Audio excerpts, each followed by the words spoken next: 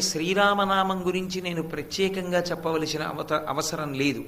అది తారకనామం. తారకనామం అంటే మనకి సంప్రదాయంలో రెండిటిని తారకనామాలుగా చెప్తాం. ఒకటి ప్రణవము, రెండవది శ్రీరామనామము.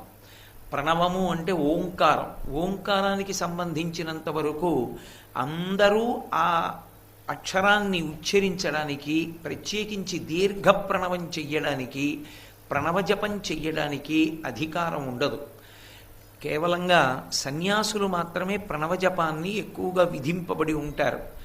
కానీ గృహస్థు కాదు, అన్ని ఆశ్రమాల్లో ఉన్నవాళ్ళు, బ్రహ్మచారి దగ్గర నుంచి సన్యాసాశ్రమం వరకు అన్ని ఆశ్రమాల్లో ఉన్నవాళ్ళు అవధరించవలసినటువంటి నామం, ఆశ్రయించవలసినటువంటి నామం శ్రీరామనామం. శ్రీరామనామానికి తారకనామమని పేరు. తారకము అంటే అది సంసార సముద్రాన్ని దాటిస్తుంది అని. ఇక మళ్ళీ